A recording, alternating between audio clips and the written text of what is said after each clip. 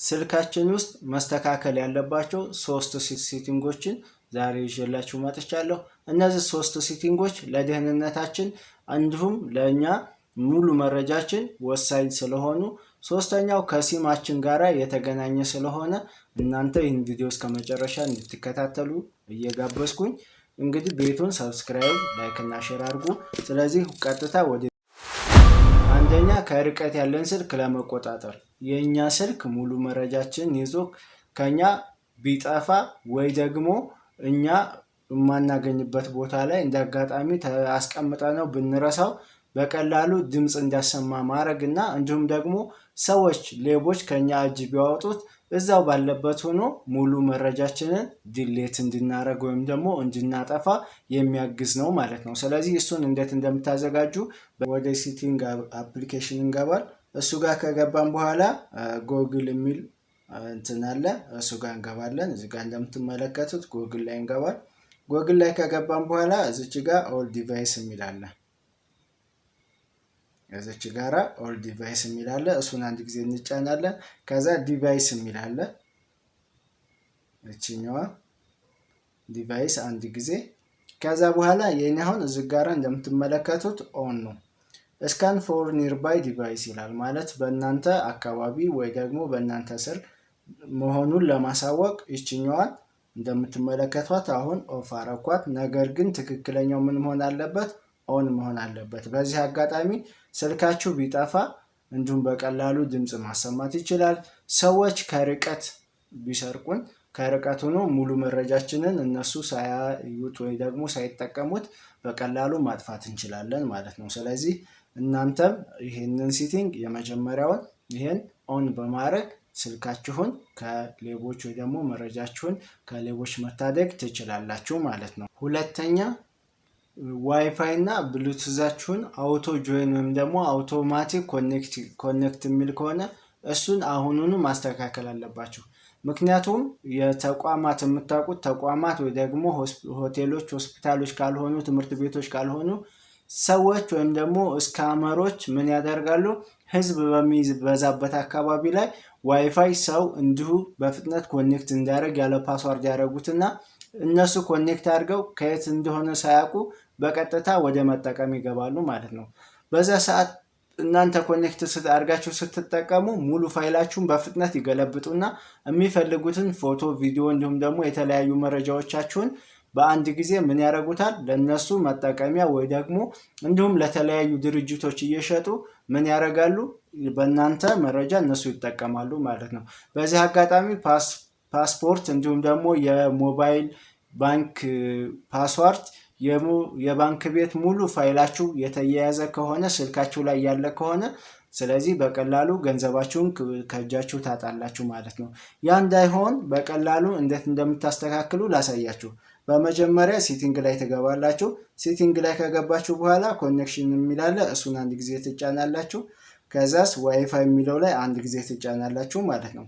ከዛ 3 ነጠብጣቧን አንድ ጊዜ ትጫኑና እዚች ጋር አንድ ጊዜ ትጫናላችሁ ማለት ነው። ከዛ ምን ምትላለች እዚህ ጋር ስዊች ቱ ቤተር ዋይፋይ ኔትወርክ የሚል አለ። እሱን ሳይሆን ተርን ኦን ዋይፋይ ኦን ኦፍ አውቶማቲካሊ ይላል። ስለዚህ ይሄ አውቶማቲክ ከሌሎች ዋይፋዮች ጋራ ኮኔክት የሚያደርገውን ኦፍ ማድረግ አለባቸው።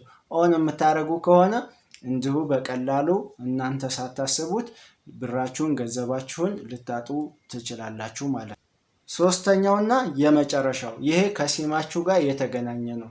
ሲም ማለት የኛ ሙሉ መረጃችን የሚገኝበት ቁጥራችን፣ የተለያዩ የሰዎች የጓደኞቻችን ስልክ ምናምንና ከዛ ባለፈ ግን የህይወት ዘመን የሰራንበት የብራችን ምንጭም ነው። ይሄ እንዴት እንደሆነ እነግራችኋለሁ። እናንተ ብር ሰርታችሁ ያጠራቀማችሁት የት ነው ያለው? ባንክ ቤት። ባንካችሁ ደግሞ በሞባይል ባንኪንግ የተያያዘ ነው። ሞባይል ባንኪንጋችሁ በሲም ነው የተያያዘው። ስለዚህ ይህንን ሲማችሁ የሲም ሴቲንግ ካላስተካከላችሁ እናንተ የለፋችሁበትን ገንዘብ በአንድ ጊዜ ታጣላችሁ ማለት ነው። ስለዚህ ምንድነው ሰው ብዙ ጊዜ ስልኩ ላይ ፓተርን ወይ ደግሞ ፓስወርድ ያደርጋል። እሱ ከገባ በኋላ ግን ሲሙን በቀላሉ ምን ማለት አይችልም፣ መቆጣጠር አይችልም። ብዙ ጊዜ ስልካችሁ ቢሰረቅ፣ ፓተርኑ ቢሰበር ወይም ደግሞ ያ ሌባ ሲማችሁን አውጥቶ ሌላ ስልክ ላይ አውጥቶ አስገብቶ መጠቀም ይችላል። ስለዚህ ይህ እንዳይሆን ምን ታደርጋላችሁ? ሲም ፒን ሎክት ማድረግ መቻል አለባችሁ። ያ ማለት አንድ ጊዜ ሲም ፒኑን ሎክ ካረጋችሁት ሲማችሁንም ቢያወጣው መግባት አይችልም።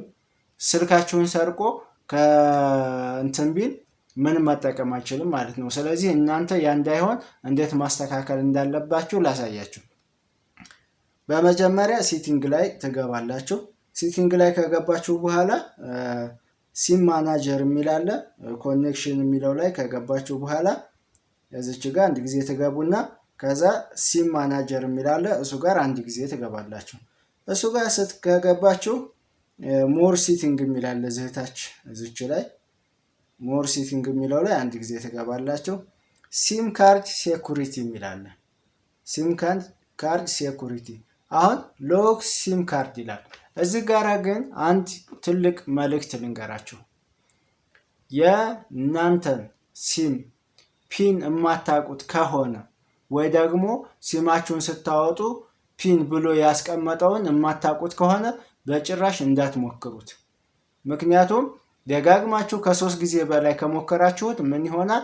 ፒዩኬ ይጠይቃችሁና ግዴታ ቴሌ እንድትሄዱ ስለሚያስገድዳችሁ ማለት ነው።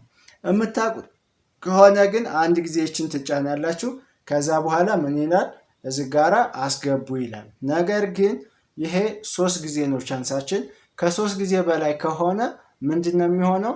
ይዘጋና ፒዩኬ ይጠይቀናል ማለት ነው። ያለ ማስተካከል ሌላ ወጪ እናወጣለን። ስለዚህ ያ እንዳይሆን ምንድነው የምታደርጉት? እናንተ የምታውቁት መሆን አለበት። ወይ ደግሞ ሲሙን አውጥታችሁ አብሮ ተያይዞ የመጣው እናንተ ጋር ካለ በዛ ማስተካከል ትችላላችሁ ማለት ነው። እንግዲህ ቤተሰቦች ዛሬ ራሳችሁን በገዛ ስልካችሁ ለሰዎች ወይ ደግሞ ለሌቦች ያሳልፋችሁ የምትሰጡባቸውን 3 ሴቲንጎች እንዴት ማስተካከል እንዳለባችሁ አሳይቻችኋለሁ ማለት ነው። በእርግጠኛ ነኝ ለእናንተ ጠቃሚ እንደሆነ ራሳችሁን ደግሞ እንደምትከላከሉበት እርግጠኛ ነኝ። ስለዚህ ቤቱን ሰብስክራይብ እና ላይክ አድርጉ። ሀሳብ አስተያየት፣ ጥያቄያችሁን ኮሜንት ላይ ያስቀምጡ።